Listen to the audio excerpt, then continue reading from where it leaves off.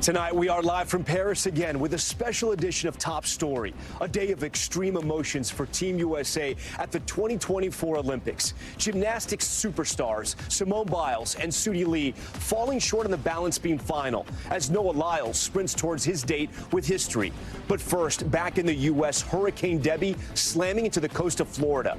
The deadly Cat 1 storm making landfall in the southeast, battering the coast with extreme rainfall as more than 12 million remain under flood watch, as hundreds of thousands are in the dark without power. Bill Karen standing by to track where the storm is headed next.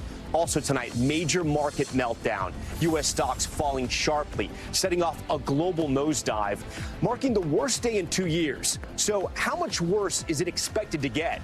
Nearing the big decision, presumed Democratic nominee Kamala Harris narrowing down her running mate options, with a decision expected as early as tomorrow. We'll tell you what's going on inside the Harris campaign. Airbase attacked. We're following some breaking news just coming in. Officials say at least 2 rockets were fired at an airbase in Iraq, injuring multiple U.S. personnel. This coming as tensions in the Middle East threaten to erupt into a widening war. Heartbreak and hope. Team USA facing a tough day in gymnastics. Favorites Simone Biles and Suni Lee edged out of the podium after they both fell at the balance beam, marking the first time USA hasn't medaled in the event since 2000. But the U.S. finding some success on the floor final. The incredible moment, Biles and Jordan Childs bowed down to the Brazilian champion, and the first Olympics gymnastics podium comprised of 3 black gymnasts. And the world's fastest man, track star Noah Lyles, dominating the 200-meter qualifier. We spoke to him moments after his win. This just a day after his photo finish in the 100-meter, winning by just 5/1000ths of a second. Lyles now setting out to make history as the first American to win both the 200 and 100 in 40 years. Plus, the incredible story of the synchronized swimmer who passed out during a competition 2 years ago, nearly losing her life, now ready to make her Olympic comeback. Top Story starts right now.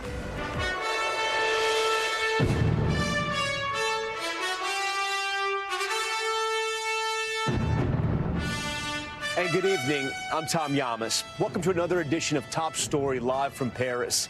Team USA falling short of high expectations in women's gymnastics, but hauling in hardware and expanding their medal count lead.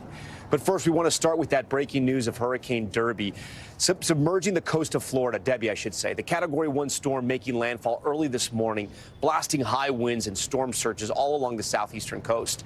The streets of Sarasota completely underwater, residents forced to use kayaks as they head to dry ground. Drone footage shows more devastating flooding across the state. The storm killing at least 4 people, including a truck driver who lost control on a wet roadway in Tampa, and a 13-year-old boy dead after a tree fell on a mobile home in Levy County. The storm expected to bring days of heavy rainfall as officials in Georgia and Florida warn of more dangerous flooding to come. Our Priscilla Thompson leads us off tonight from Savannah with the latest on this still dangerous and deadly storm. Whipping winds, torrential downpours, and communities submerged. Everybody's just kind of shocked. Hurricane Debby wreaking havoc across the coast, slamming Florida as a Category 1 storm. The Sunshine State's west coast pummeled. Jesse Kirsch is there. Even hours after Hurricane Debby made landfall here in Horseshoe Beach, Florida, you can see some areas still inundated with water. And take a look at this street. It's hard to tell where the roadway ends and the Gulf of Mexico begins. At least 4 people have died, including 2 children. One, a 13-year-old, killed after this tree fell on their home. The driver of this 18-wheeler killed after police say the truck spun out of control, barreling over a concrete barrier into the Tampa Bay Canal. Divers raced to recover the submerged cab. Dramatic video shows the moment 2 stranded boaters were rescued off the coast of Boca Grande, hoisted to safety. The effects of climate change now producing slower moving tropical systems with higher rainfall totals. I've seen tropical storms, brave tropical storms, trees down, but never seen a flood like this, never. Tonight, Georgia now bracing for the worst. This is a once in a 1,000-year potential rainfall. With Debby moving in as a tropical storm, bringing historic rainfall, catastrophic flooding, and potentially deadly tornadoes. Residents in Savannah today rushing to fill sandbags. I'm very worried. With no flood insurance, Brenda Overstreet hoping it will be enough. What do you think you're going to wake up to tomorrow morning? I'm scared of when I wake up. I'm hoping I don't wake up to a house full of water. I really do. With that, Priscilla Thompson joins us tonight live from Savannah, Georgia. And Priscilla, I'm looking down at your live shot now. I know you've been getting hit by bands of rains. There seems to be a breakup right now. What's the latest on the conditions over there? Yeah, Tom, we're in between bands right now, so the rain has stopped, but it has been coming down heavy all day today. Just a short while ago, this road was flooded, and it's only going to get more dangerous and more intense as we go into the evening. There are flash flood warnings in effect. Tornado sirens have been going off out here, and there's a 10 p.m. curfew that has also been issued. Meanwhile, across the country, more than 200,000 flights have been more than 200,000 people are without power, and more than 7,500 flights impacted. Tom? Okay, Priscilla Thompson leading us off tonight. For more on Debbie's path, NBC News meteorologist Bill Cairns joins Top Story Live tonight. So, Bill, where exactly is the storm headed? It's going to be headed off the South Carolina coast and then heading up the East Coast. And, Tom, I've been telling people, if I want to put the analogy towards like a sporting event, we're still in the first quarter of this one. We got a long ways to go. It's making its way right along the Georgia border, along with Florida. We do have flash flood warnings. We had a flash flood emergency in place around Live Oak, Florida. Water through downtown into the businesses. Now Savannah, Georgia is already under a flash flood warning. And this is just the beginning of the storm for you. You're going to be in the midst of it for like the next 2-3 days straight. That's a bad sign. So the forecast does call for it to move off the coast as we go throughout tonight into tomorrow. We do have a chance of isolated tornadoes. The next key to the forecast is how long does it linger off the coast? Does it come off the coast earlier, over the warm water longer? If so, the second landfall actually could be more, powerful than we were expecting. Right now, Hurricane Center has it making a landfall near Georgetown up towards Myrtle Beach. Thursday, 60-mile-per-hour winds. But if this stays over water longer, we could have a strong tropical storm or low-end Category 1 hurricane again. So don't let your guard down there around Wilmington, especially down to North Myrtle Beach. And then we get the big rain event up through the Carolinas and Virginia. That's Friday, and then New England on Saturday. So here's how it goes. This is on Tuesday. Then we track it northwards. This is as we go through Wednesday, still off the coast. Finally, by about Thursday morning, it comes onshore again, and then we get that heavy rain. So, Tom, when we talk about rainfall, an historic possibility, areas are going to be getting 10 to 20 inches. The official forecast is for 21 inches of rain in Charleston. That will be problematic. And, of course, Tom, we all know how this is connected to climate change. Our warmer air can hold more moisture, and this is an example of just that. All right, Bill, I'm sure we're going to be talking to you every night this week here on Top Story. We thank you for that track. We now want to head to our other major headline tonight, that market meltdown as fears grow of a possible recession. Last week's poor jobs report sparking a days-long sell-off with multiple indexes suffering their worst days of trading in years. Christine Romans has more on the industries hit the hardest. Ringing an end to an awful day in the stock market. The Dow Jones Industrial Average lost more than 1,000 points. The Dow, along with the NASDAQ and S&P 500, had their worst day in 2 years. The selling began in Japan, where the Nikkei had its worst day since Black Monday 1987. European stocks down hard, too. It was propelled further by the weaker jobs report on Friday. Part of the issue right there is this belief the Federal Reserve is a bit behind the curve here in terms of cutting interest rates. Behind the curve because there are signs growth in the U.S. is slowing. The jobless rate has risen 4 months in a row. It's a dramatic shift. For almost 2 years, the worry has been the economy was too strong and may overheat. That's why the Federal Reserve raised interest rates aggressively. The fear now is the Fed is moving too slowly to lower those rates and keep the economy in balance. It's a little bit early to go into the bunker here. You still have big gains in the stock market. The economy still seems okay here based on all of the other data that we've seen. Stocks in the U.S. have had a powerful run over the past year. Enthusiasm over artificial intelligence has driven tech stocks to dizzying heights. Those shares the epicenter of recent selling. Chipmaker Nvidia this year has doubled. Today it fell 6%. Now the Fed is expected to start cutting interest rates soon.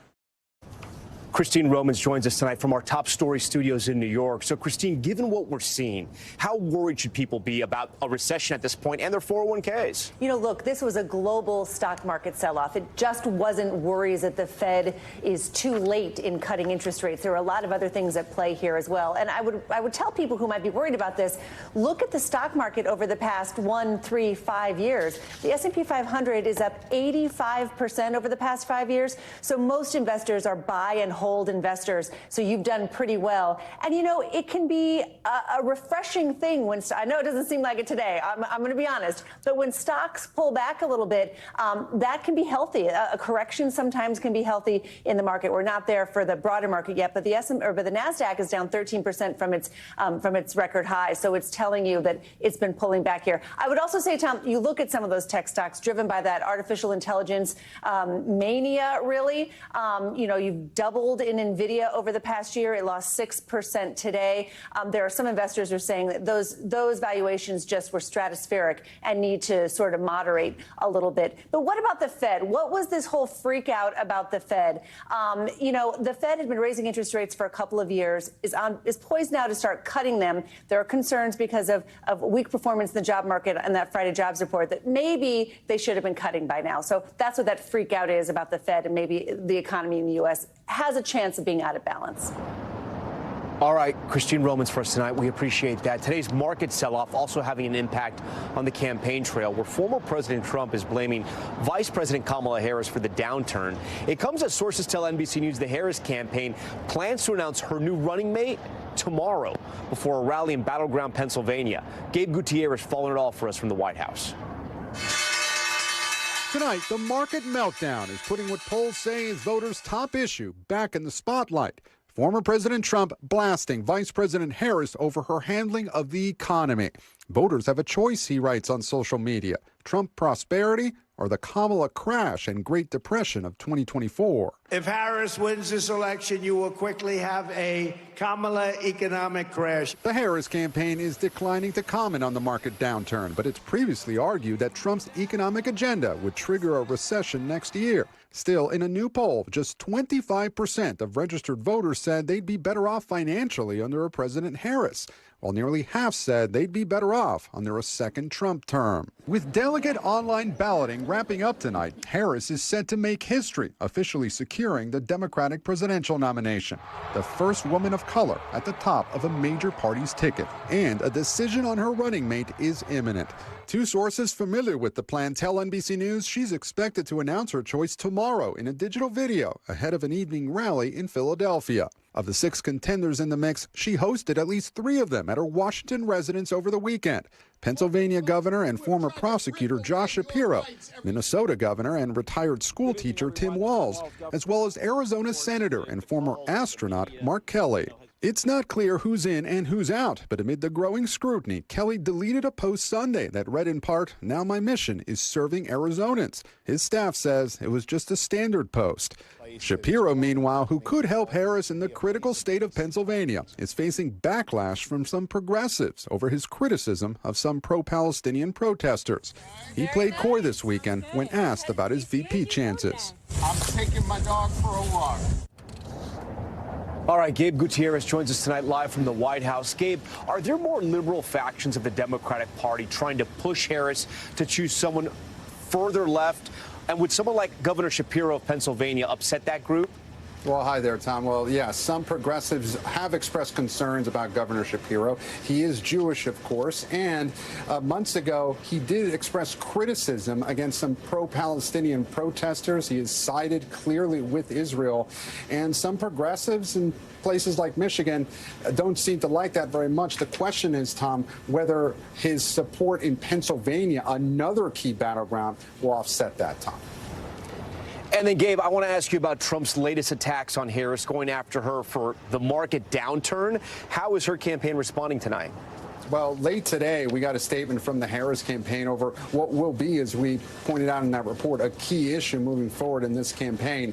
The Harris campaign releasing a statement saying what middle-class families need is steady economic stewardship, not chaotic, ranting lies. Donald Trump had the worst jobs record of any modern president and oversaw some of the worst days in the stock market in history. It goes on to say that economic experts agree his plans would raise costs on working families by $2,500 a year and supercharge inflation. Of course, we should point out that during the Trump administration, part of the reason he oversaw that plunging stock market was because of the COVID pandemic. But it is clear, Tom, that the economy will be a key issue of this campaign, and we'll have to see how it plays out moving forward. Tom? All right, Gabe Gutierrez from the White House, but with campaign news tonight. Gabe, we thank you for that. For more on Vice President Kamala Harris's upcoming pick for her new running mate, I want to bring in Michael Starr Hopkins. He's a friend to Top Story and a Democratic strategist that was a former staffer on the Clinton and Obama campaigns. Michael, always great to see you. I want to lay out who the finalists are here for our viewers first, right? So we have Pennsylvania Governor Josh Shapiro, Arizona Senator Mark Kelly, Minnesota Governor Tim Walz, and Governor Andy Beshear of Kentucky. The vice president met with the first three at her residence this weekend. So let's go through each of them, starting with Governor Shapiro. What do you see as the advantages for the Pennsylvania governor? Well, Governor Shapiro is someone who has the opportunity to be the first Jewish vice president. He's someone who's an attorney general, or was a former attorney general, now governor, who has really made criminal justice reform one of his big focuses. And also, he received more votes as a gubernatorial candidate than any other Democrat or Republican in the history of that state. So he's a strong candidate for vice president consideration. And then what are the pros for Arizona Senator Mark Kelly as far as Democrats are concerned? Well, when you look at his record, he's a former astronaut. He's someone who has an amazing story to tell, both his personal journey and the recovery of his wife, Congresswoman Giffords, as well as being a swing state senator. He's someone who could potentially bring Arizona into the fold. So that's nothing small when you're talking about trying to win an election and get to 270. And then finally, rounding out the top three here would be Minnesota's governor, right? Tim Walz. What does he bring to the ticket? Yeah, Governor Walz has been kind of the star of this whole process. He's got a great economic record. You've seen a big resurgence in surplus in Minnesota. He's a progressive governor who legalized marijuana in his state. And also, he's really got this folksy sense that's resonated across the country and made him kind of the star of this vice president's stake. Michael, well, I mean, you're tipping your hat there, right? I mean, you're tipping your hand. I mean, why is he the star? A lot of people like Governor Shapiro. Governor Shapiro's been someone who's been on the radar. It's someone who people have considered as the frontrunner for the VP stakes. But Governor Walz is someone who not many Americans knew about. He was someone when he was in Congress was kind of, I don't want to use as a bad term, but a backbencher. And now as he's moved into the governor's position, he's really been able to flout that progressive record and work across the aisle, both economically and with his policies, with making sure that children have affordable health care and making sure that every student has access to affordable lunch. So, Michael, let's peel back the curtain here. You really think the Harris campaign is going to start this off in Pennsylvania and not have the governor of Pennsylvania be the running mate? I don't think they can make their decision based on where the first rally is, but I got to admit it may be a little awkward to have Governor Shapiro not be the nominee and the first announcement and first appearance be made in his home state. It's going to be really interesting and potentially awkward should he not be the selection. Finally, we know that the Harris campaign has sort of beefed up as far as the staffing, right, on the campaign now that they've kind of taken it over. It's no longer the Biden campaign. People like David Plouffe, who's a friend of this broadcast, Jennifer Palmieri as well. What does that tell you? They've got an Avenger-style cast of really great Democratic strategists, organizers, pollsters. Everyone realizes that this is a hands-on-deck moment, and so you're seeing a lot of the Obama team, a lot of the Biden team, and the Harris team all come together and really put some of that friction that we saw a couple weeks ago aside and make sure that they elect VP Harris rather than allow Donald Trump anywhere near the Oval Office again. Okay, Michael Starr Hopkins, always a pleasure to have you on the broadcast. We also want to mention we're following breaking news out of the Middle East tonight. 2 defense officials confirming to NBC News that rockets were fired at Al-Assad Air Base in Iraq, which houses U.S. soldiers. At least one of those rockets landed on the base. Ellison Barber is in the Middle East tonight for us. Ellison, what more do you know? Yeah, Tom, so we're being told by those 2 defense officials that several U.S. military personnel were injured. They are saying that at least 2 rockets were fired at Al-Assad base. At least one of those rockets made it on the base. They say they suspect that Iranian-backed militia members were behind this attack. Now, it is important to note that this is a base that has been attacked by Iranian-backed militia in the past, most recently about 2 weeks ago. Right now, Tom, it seems like this is not necessarily part of a larger coordinated attack or that expected response from Iran that this region is waiting for. Tonight, the U.S. urging calm as the Middle East teeters on the brink of a regional war. All parties must refrain from escalation. All parties must take steps to ease tensions. Secretary of State Antony Blinken speaking with G7 leaders and warning against a cycle of violence after Iran and Hezbollah vowed revenge for the assassinations of a Hamas political chief in Iran and a senior Hezbollah commander in Lebanon. President Biden convening his top national security officials in the White House Situation Room on Monday as diplomats scramble to try and prevent a wider war. Life in the country at the center of it goes on, even though few Israelis doubt Iran's threats of severe punishment. I think next time it will be stronger and scarier. Meanwhile, in Gaza, Israel's attacks have not let up. A strike near Al-Aqsa Hospital killed 4 people. One woman crying and kneeling next to her son's body, kissing his feet as she's pulled away. Enough. Enough, she pleads. What's left to take from us? Enough. Back in Israel, hundreds of people gathered to mark the 5th birthday of Ariel Bibas, one of the youngest hostages remaining in Gaza. Missed birthdays, missed holidays, missed Shabbats. It's a specific pain, and one John and Rachel know well. I mean, Hirsch is a laid-back, happy-go-lucky, very good-humored person. Their son, 23-year-old Israeli-American Hirsch Goldberg Poland, was attacked and abducted at the Nova Music Festival. We're just doing every single thing that we can possibly think of to try to save our only son and all of these other people. A new ceasefire and hostage deal seemed close in July. But with the assassination of Hamas's top political leader, that deal, like life in the region, is increasingly uncertain. I'm clutching for hope that, there's going to be a response. Everybody will say, okay, we've gotten it out of our systems now, and we're going to all parties lean in for the good of the region, for the good of the hostages and their families, for the good of the innocent, suffering people of Gaza, and our leaders will be pushed to lean in and bring some calm to this region. All right, Ellison Barber joins us again live from Tel Aviv. Ellison, let's go back to that air base strike we talked about at the beginning. The White House has just responded, I understand? Yeah, so the White House is saying both the president and the vice president have now been briefed by the national security team about what happened at Al-Assad base in Iraq. They say in addition to getting that briefing and information, they were also a part of discussions, briefings about how the U.S. is taking steps to ensure that personnel in the region, U.S. personnel, U.S. military personnel, are kept safe and how they can respond to attacks like this one, if needed, at the time and place of the U.S.'s choosing. Tom?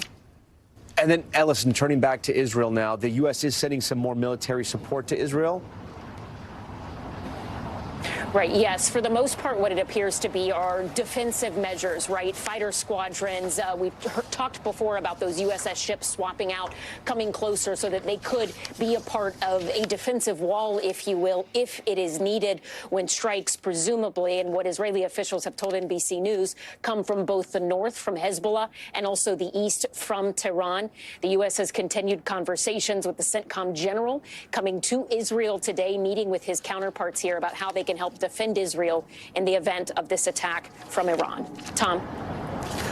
Ellison Barber for us tonight. Ellison, we thank you for that. We want to move on now to our special coverage of the Olympics here in Paris. Team USA continuing to dominate, more than doubling its gold medals since Friday night. That count now standing at 20. Look at that. That's a great sight. And the total number of medals now at 78, topping the leaderboard. History made in the dramatic final gymnastics events of these 2024 games, and sprinter Noah Lyles attempting to do something no American man has done since the 80s. We caught up with him after another lightning-fast finish in tonight's qualifier.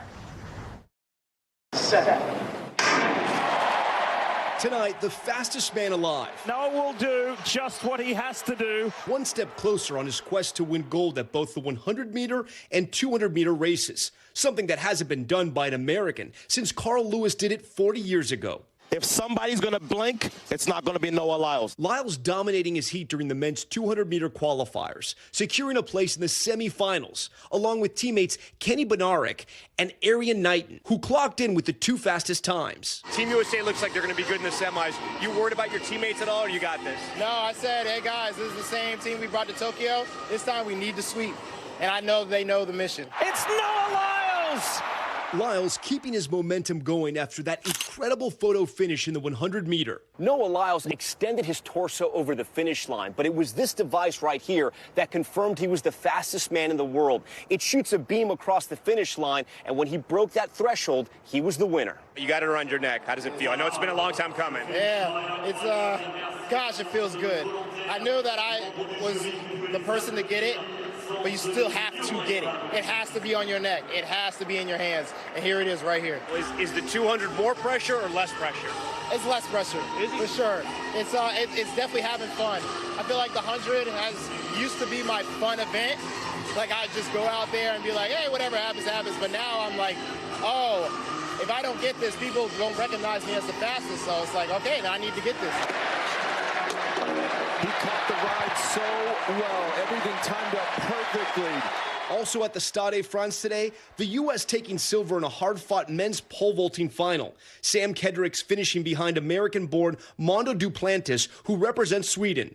He got it! Duplantis, the overwhelming favorite, setting a new world record in the process. And another big one for Val Allman. She is a two-time Olympic champion in the discus. In discus, the defending gold medalist, Val Allman, becoming the first American woman to win 2 gold medals in the event.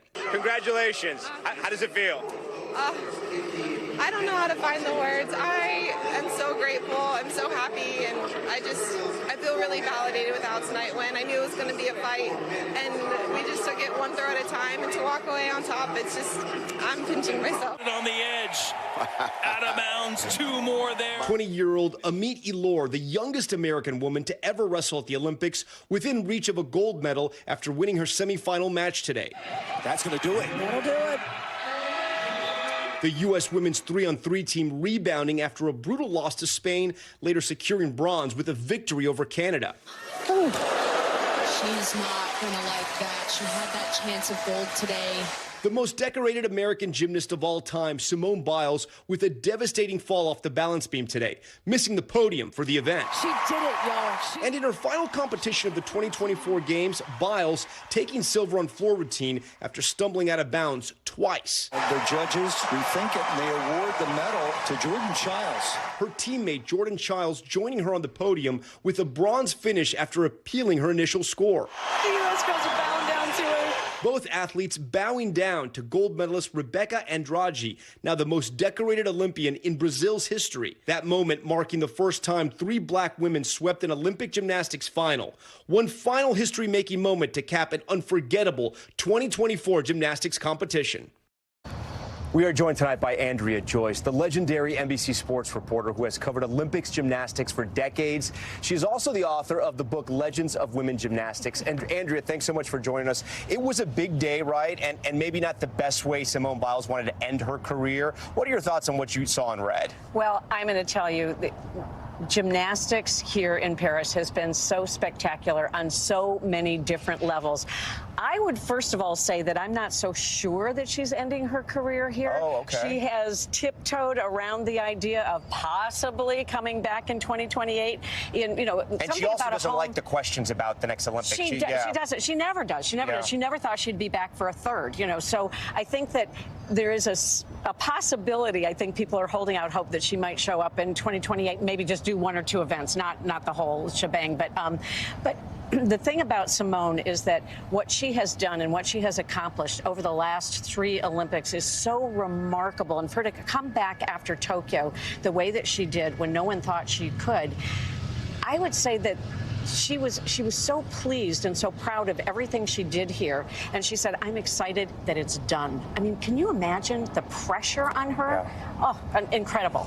Sometimes they say falls can be contagious. And on the beam, that's kind of what happened. Suni Lee fell. She had a pretty bad fall. And then Simone Biles fell as well. Were you surprised about those things? I know it's an incredibly difficult sort of event. I'm not. And have you ever been on a balance beam? I have. It's how I get ready for the show.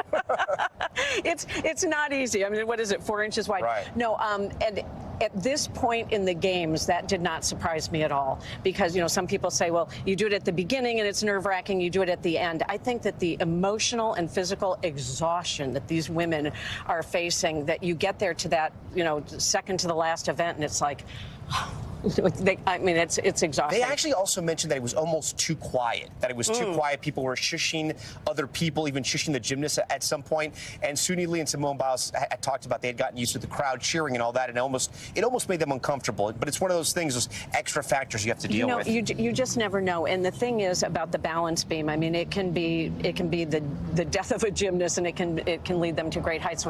In Tokyo, one of my favorite moments after Simone dropped out of the competition, after she got the twisties, she came back for the last event. She came back for the beam, and she won the bronze medal. And I remember when she came up for the interview, she had tears in her eyes, and she said, after all the gold that she's won at, world championships and every place, the Olympics, after all of her highs, she said that this bronze medal would mean more to her than just about anything, because she was able to come back and do that. So you had that beam, and I couldn't wait to see her in the finals of beam this time around to see what would happen. Right. But, wasn't meant to be. I want to show you an image, Andrea, right? Because you've been covering gymnastics for so long, and it was the image of the 3 young women who made the podium after that floor routine. You can see it right here, 3 black women. You see Jordan Childs and Simone Biles bowing down to Brazil's Rebecca Andrade.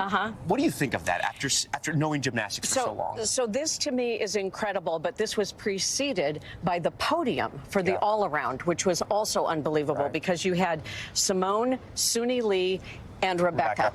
And not only did you have 3 women of color, you had 3 women who have battled incredible adversity. Rebecca grew up one of 8 kids, was single mom, no money. Her mother had to clean houses to make enough money for her to have some training. 3 ACL tears, and yet she comes back and she does this.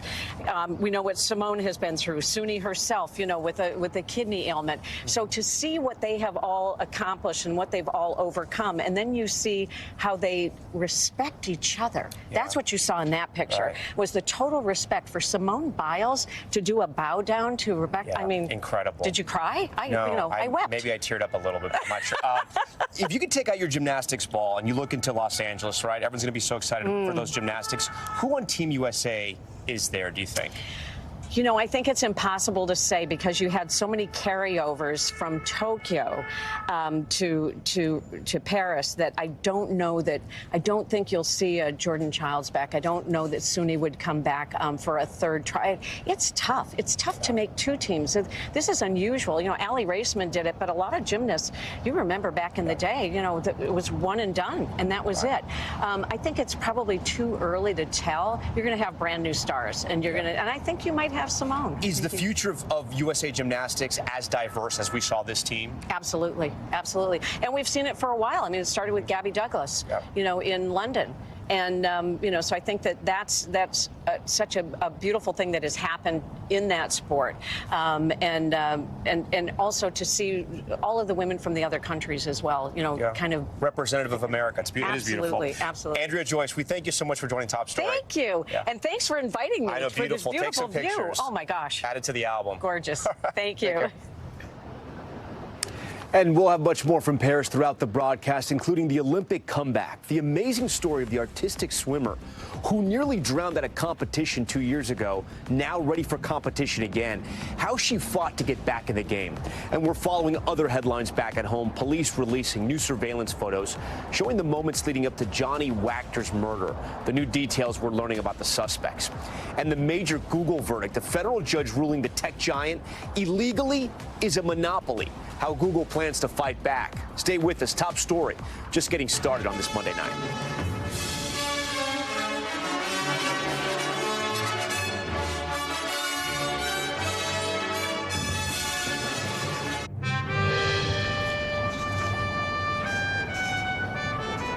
This shot never gets old. The Eiffel Tower lit up tonight as the Olympics go on here in Paris. And we're going to have much more from the Olympics later on in this broadcast. But I want to send it over to my friend Yasmin Vesuvian in our Top Story studios with today's other headlines, including new images of the suspects in the killing of soap star Johnny Wachter.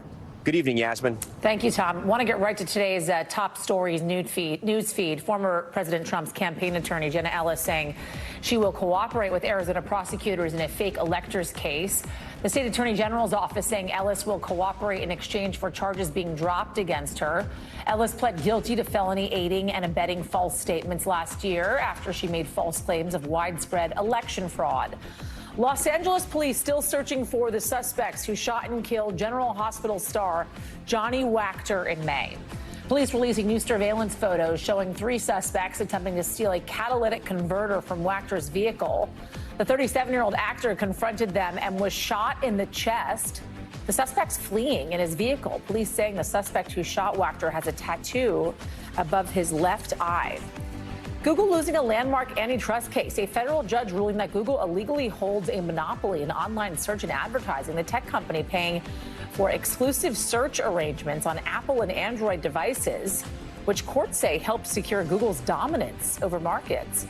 In a statement to NBC News, Google says it plans to appeal. And then heading overseas, the Prime Minister of Bangladesh fleeing to India after she resigned, ending her 15-year rule.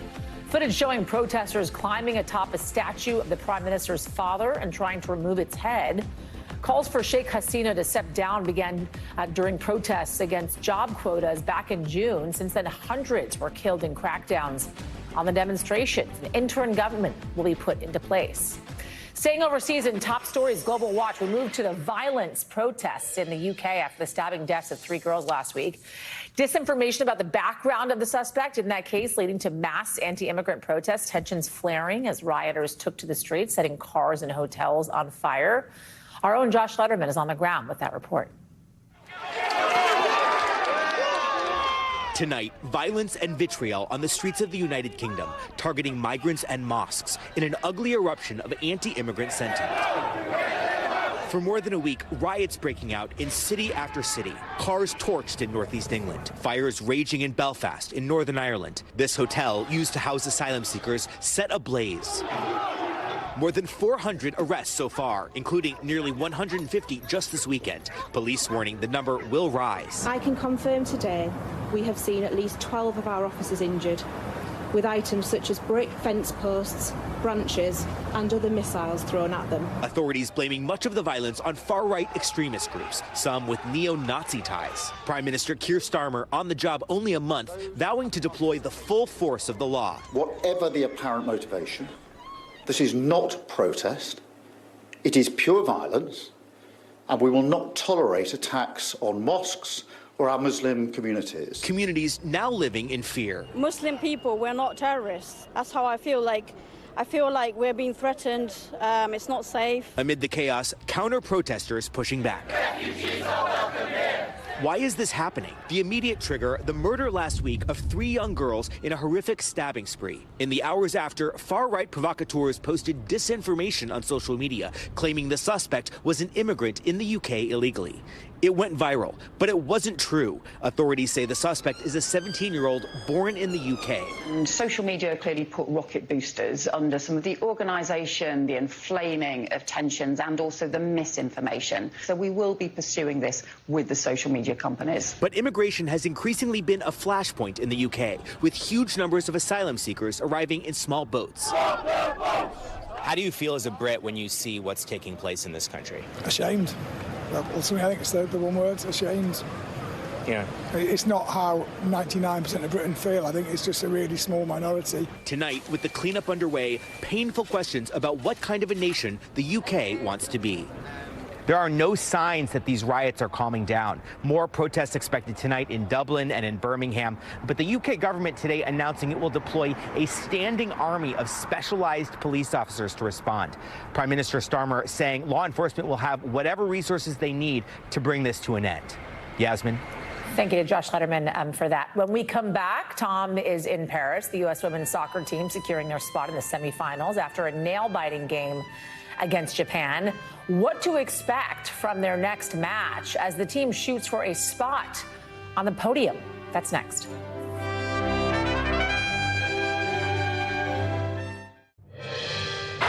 Rodman and Trinity Rodman.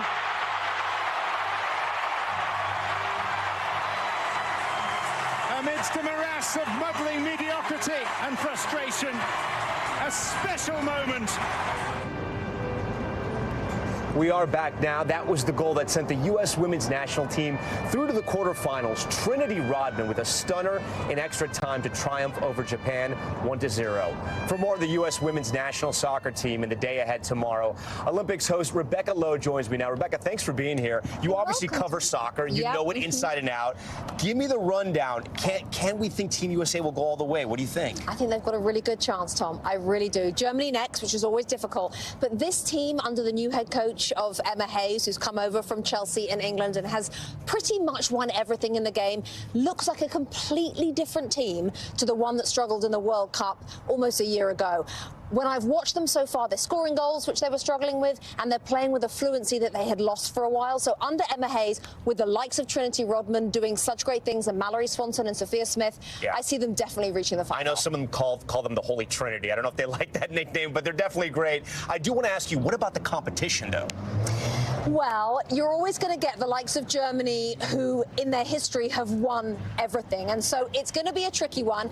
The good news is that the likes of Germany, who they're playing in the semi-finals, don't know an Emma Hayes international team. This is Emma Hayes' first international job. There are some surprises. There are some things that she's changed. I think that is very much in their corner when they take on Germany in the semi-final. Okay, we're also talking about women's beach volleyball, women's water polo, regular volleyball, all for Team USA. What are you looking at? Which team do you think has the best to keep going past the finals, semi-finals? I like Cheng and Hughes in the women's beach volleyball. I mean, they just seem to be casting everybody aside. Life seems to be very easy for them. I think it helps when you're playing at a venue like that. Oh, yeah. I went down myself. I'm sure you've been too. And it's beautiful. It's a party venue. It's also very pro-USA. And Cheng and Hughes have seemed to have made light work of most opponents so far in this Olympic Games, hardly dropping a set. I'm going to go with them to get to the final. Right. And then water polo, you think we're still looking good? Well, we're always good. Right. And we got Flava Flav. I mean, exactly, right? He's on board, and the women's water polo pretty much always wins gold. So it's very difficult to bet against them. So, yes, I would definitely go with them, too. Finally, this is the week that the gymnastics arena, Bercy Arena, I think I pronounced that right, turns into basketball. Team USA, the men's team, what do you think? We're going to go all the way? The men's team, how can you say they aren't? I mean, you just have to look through that roster. So many teams will have NBA players now. I know. France looks good. I mean, you have all but no one's got LeBron James and Steph Curry and Anthony. No one's got them. So I think that they will feel the pressure. They talked about it, I remember, in the interviews during opening ceremony. They know that everybody expects them to. But when you're at the level of greatness as an athlete that those members of Team USA men are, you can pull it out when you need to. Yeah. And you speak of greatness. You're a great sports broadcaster. What's the one story we're not talking about enough in American media, you think, here at the Olympics? Oh, gosh, the one sporting story? Yeah, anything that you really like that's been catching your eye, that you're like, wow, this is a great story, this is developing. I mean, I got to be honest with you, Tom. Great Britain are Team GB? No, Team GB, that doesn't count. Can I just tell you, they're a very tiny island, but they are 4th in the medal table. Yeah. That is incredible. France, China, and USA above them. Right. That is a story that nobody's talking about, Yeah, I just saw them win the 800 meter. The female, amazing. She's so fast. From the beginning, right. No trouble. She had it, and that was our first hour. That was Team GB's first gold medal on the track in 8 years. So Team GB, but also Team USA. I kind of like that. I heard you say we, and you were talking about Team USA. I like it. I like it. I'm a dual citizen, No, I Tom. like it. I love it. No, hey, I love it. I love it. Okay. Rebecca, great to have you. Thank you. All right, coming up, back in the game. A shocking scene 2 years ago when artistic swimmer Anita Alvarez passed out. Look at that. It happened underwater. Her coach jumping in to save her. The grueling training she went through to get her medically cleared to compete again. This is a fascinating story. Stay with us.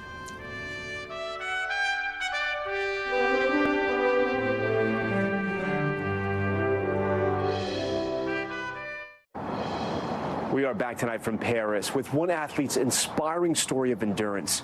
Artistic swimmer and three-time Olympian Anita Alvarez lost consciousness underwater while competing in the World Championships 2 years ago. But that did not stop her from training again. Now she's back, vying for gold for Team USA. Dana Griffin has her remarkable story. As dawn breaks, Team USA's artistic swimmers are already warming up. Their faces slathered in sunscreen. In the water nearly 8 hours a day, 6 days a week. 5, 6, 7, 8. 1, 2, 3, 4, 5, 6, 7, 8. Intricate, gravity-defying moves while upside down, holding their breath. A grueling effort. People don't realize because our job is to make it look easy. But during the 2022 World Championships in Budapest, three-time Olympian Anita Alvarez reached her limit. I saw that her legs were losing color, and I was like, whoa. Anita lost consciousness, sinking to the bottom of the pool.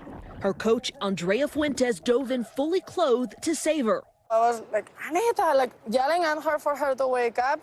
Anita without oxygen for nearly 2 minutes. I remember swimming the routine and being so present, and then all of a sudden, you know, waking up, looking up at the sky and all these medical people around me.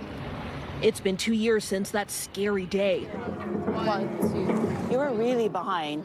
And to get medically cleared to compete again, Anita had to push her body once again to the brink. And you said once that this sport is about discovering your limits. Yeah. When does an athlete know that they've reached their limit? When they bust out. Just go bam, bam, bam, bam. So doctors asked Coach Fuentes to design the most grueling practice possible while Anita was hooked to a heart monitor to make her pass out again. There was a moment that he told me, okay, stop, because this is like more than what I've seen with the Navy SEALs. Like, she's not passing out, so the problem is it's not in the heart. In the moment, it was just like, I just need to do whatever I need to do to make sure that I'm okay and I'm able to continue doing what I love.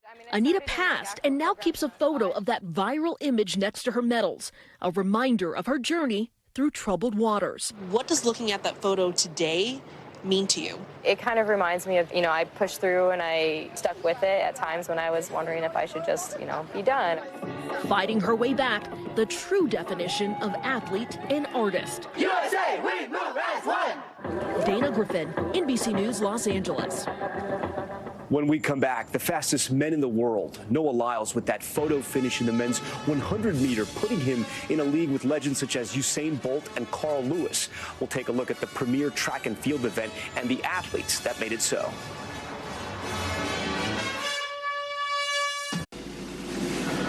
And that was Usain Bolt on this day 12 years ago, making history, winning the 100 for the second straight Olympics.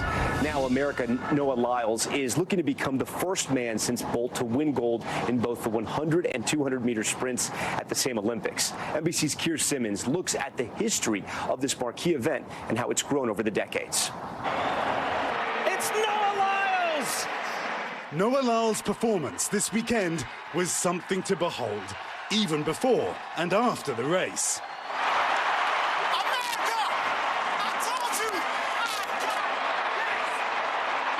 Jumping around, shouting into the camera, star power that's long been synonymous with gold medal sprinters. Take Usain Bolt with his lightning bolt pose, his dominance in 3 successive Olympics leading to lucrative deals promoting his beloved home, Jamaica, beer, and even computer printers. Earning the attention of President Barack Obama and of Prince Harry, who got into the action in 2012.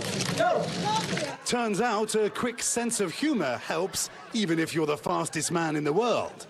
Bet Carl Lewis doesn't get tomato sauce on his jacket. Dang it. Lyles appearing in a Tide commercial ahead of these games with the last American legend in the 100-meter fast lane, Carl Lewis. This week, Lyles could become part of an elite group of just 9 Olympians to win both the 100 and 200-meter races. Lewis's history-making double golds in 1984 made him a superstar. Who can forget this famous commercial running through New York and up the Statue of Liberty? And all of it depends on the smallest of margins. Lyles winning this weekend by 0.005 of a second. A phenomenon Jerry Seinfeld memorably noted. You know, the photo finish was always silver, gold.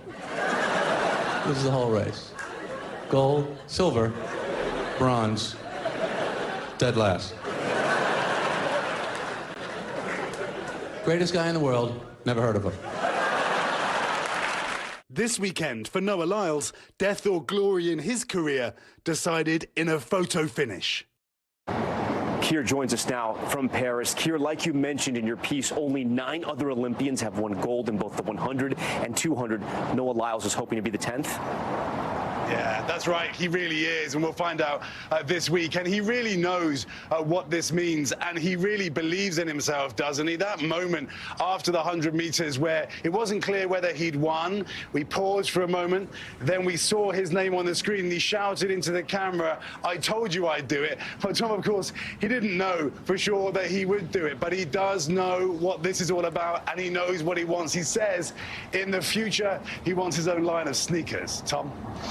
I'm sure he's going to get it. We cannot wait to watch him race on Thursday if he qualifies for those finals. Thanks so much for watching Top Story. I'm Tom Llamas in Paris. We leave you with this. Definitely the image of the day, maybe of these entire Olympics, and it just may be one of the images we never, ever forget. Team USA Simone Biles and Jordan Childs bowing down to Brazil's Rebecca Andrade after she won Olympic gold in the floor final. What an ending to gymnastics here in Paris. Good night.